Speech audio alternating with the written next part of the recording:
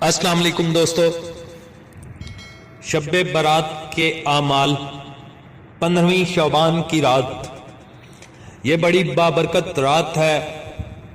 امام جعفر صادق علیہ السلام فرماتے ہیں کہ امام محمد باقر علیہ السلام سے 15ویں شعبان کی رات کی فضیلت کے بارے میں پوچھا گیا تو فرمایا، یہ رات شب قدر کے علاوہ تمام راتوں سے افضل ہے، بس اس رات تقرب الہی حاصل کرنے کی کوشش کرنا چاہیے۔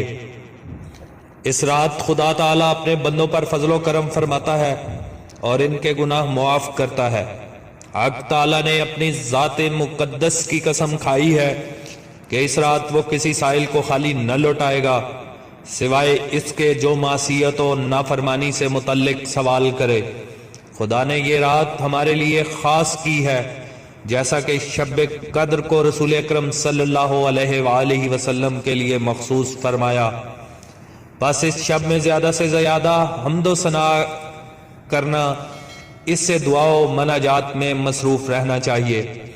اس رات کی عظیم بشارت سلطان العصر حضرت امام مہدی علیہ السلام کی ولادت باسعادت ہے، جو کہ 552 ہجری میں بوقت صبح صادق سامرا میں ہوئی، جس سے اس رات کو فضیلت نصیب ہوئی۔ اس رات کے چاند ایک اعمال ہیں۔ نمبر 1، غسل کرنا کہ جس سے گناہ کم ہو جاتے ہیں۔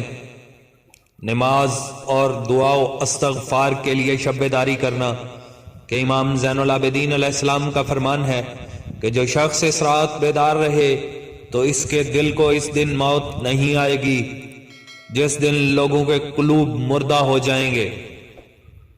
اس رات کا سب سے بہترین عمل امام حسین علیہ السلام کی زیارت ہے کہ جس سے گناہ معاف ہوتے ہیں۔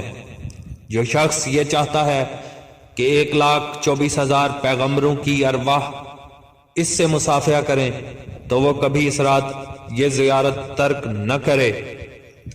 امام حسین علیہ السلام کی چھوٹی سے چھوٹی زیارت بھی ہے کہ اپنے گھر کی چھت پر جائے، اپنے دائیں بائیں نظر کرے، پھر اپنا سر آسمان کی طرف بلند کر کے یہ کلمات ادا کرے، السلام علیکہ یا ابا عبداللہ، السلام علیکہ ورحمۃ اللہ وبرکاتہ۔